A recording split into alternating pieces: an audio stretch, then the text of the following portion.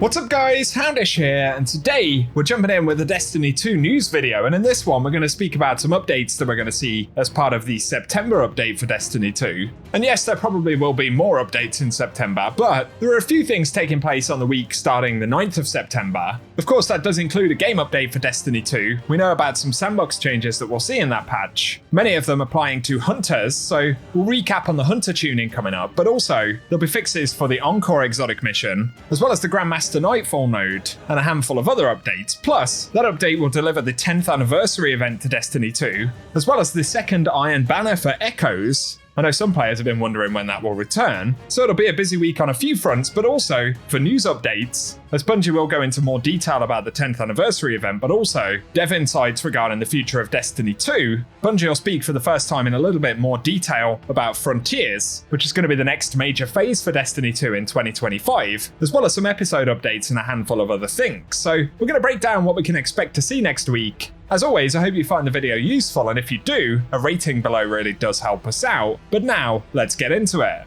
And so first up, let's speak about the 10th anniversary event for Destiny 2. Bungie are going to go into more detail on Monday, the 9th of September, so there'll be a blog post specifically outlining what we'll see in the event, and of course, September 9th itself will actually be the 10th anniversary date for Destiny as a franchise, so that'll be cool, and Bungie have said that there will be a small in-game celebration next week, along with some beautiful art that the team has made throughout the years. There'll be legendary armor freebies, a fun new title to earn, and some Bungie rewards, as well as some other things which they'll outline next Monday at 8 AM Pacific time in the blog, so be sure to look out for that blog. But as we saw a few weeks back, there was a piece of art for the 10th anniversary. It shows the armor set, which is inspired by the Destiny concept art from D1, or the kind of box art, and apparently we'll be exploring the Pale Heart, beginning our hunt for hidden chests and armor pieces. It's good to have clarification that that armor set will be free, but also the new title is called Legend. So it's only taken 10 years for us to finally become Legend, which I guess is what Bungie are playing on right there. And so again, look out for more details about that on Monday. But at the same time, Bungie have said they're going to talk more about codename Frontiers, and they'll be releasing a short Dev Insight blog article discussing the goals for the future of Destiny, where game director Tyson Green and narrative director Alison Lurs will be guiding the conversation.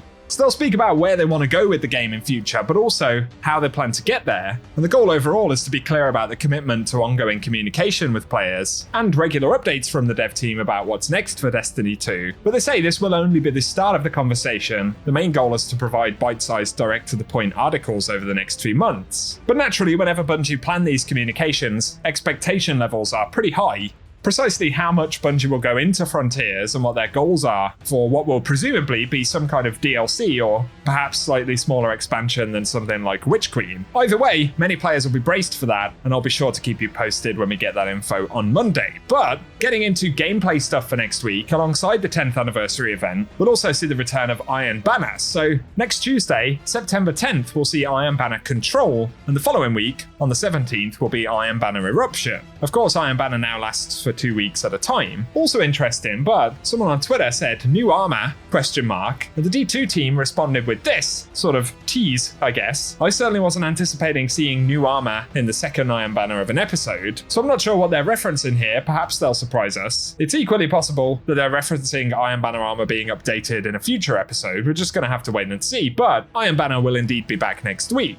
On top of that, next week we'll get the third and final catalyst for the Choir of One, and that will be the Onslaught refit for the weapon, so that's going to be a juicy one. But they also say they're aware of a number of issues that block progress or cause wipes in the Encore exotic mission, and so in the patch next week, they fixed an issue where Encore wouldn't appear as an option in Fireteam Finder. They resolved another one where progression could be blocked in the final boss encounter if a player had to repeat either the left or right capture ring. And finally, they fixed a problem where depositing a connection module too early during the chase section of the mission could trigger a team wipe. So some quality of life right there for the Encore mission, which is good to see. And of course, it'll be interesting to try the Onslaught refit of the Choir of One as well. That's going to be a pretty juicy one. On top of these events though, it'll also be the last week of main story steps for Echoes, so we won't necessarily get the episode finale, as there does appear to be a separate quest or mission that will take place perhaps in a couple of weeks' time. But overall, that will mean the conclusion of the Encore exotic mission unlocking, the fully upgraded Choir of One, the return of Iron Banner, as well as the 10th anniversary event for Destiny 2, and Bungie's reveals on Monday. So those alone will make it a fairly busy week, but also Bungie have another fix for the Grandmaster Nightfall node, which has been disappearing when players complete 6 of the featured Nightfalls. Of course, there are now 9 featured, so for anyone trying to play catch up via the node, that's pretty frustrating, but it will also be fixed in update 8054 next Tuesday. There are another set of changes which Bungie have outlined though, and these apply to the Hunters. I'm not sure how many other Sandbox updates we'll see in the patch next week. It seems possible that there will be more, perhaps for other classes as well, but Bungie have revealed updates for Threaded Spectre, and firstly, they're increasing the cooldown duration of Marksman Dodge and Gambler's Dodge when Threaded Spectre is equipped. So those will take a bit of a knock, but additionally they're removing the dodge cooldown penalty after creating clone, and if the clone is destroyed by attacks, it no longer spawns threadlings. And finally, they're increasing the amount of time the clone will distract nearby combatants before exploded, so some minor nerfs, as well as some minor buffs I guess. Then for the Swarm Grenade, they're increasing the Swarm Grenade's base cooldown duration by 15%, and they've moved the Swarm Grenade to a slower recharge tier for non-passive grenade energy gains. On top of that though, for the Smoke Bomb, they're reducing the time that Smoke Bomb projectiles linger in the world from 10 seconds to 3.5 seconds, so that's quite a big change. They're also reducing the player movement speed penalty imparted by the smoke by 25%, so those are taking a hit as well.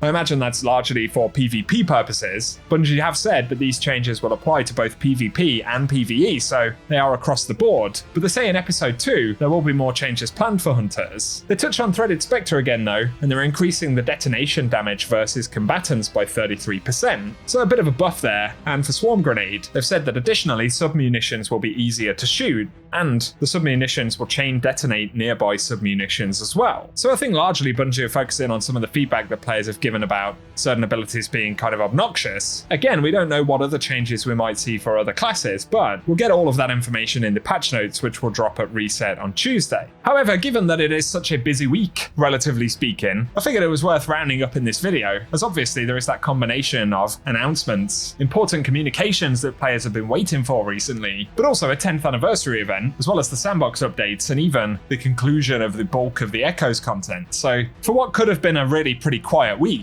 it will be a fairly juicy one, and that will also mark 1 month pretty much exactly until the launch of episode 2. So I'll keep you posted next week with all the details when Bungie give them, as well as the new content with the 10th anniversary, so keep it locked and loaded here on the channel. But give us any impressions you have on the changes Bungie have announced there in the comment section. Also, if you found the video useful, a rating below very much helps us out. But otherwise, thank you for tuning in, and I hope you guys have an awesome day.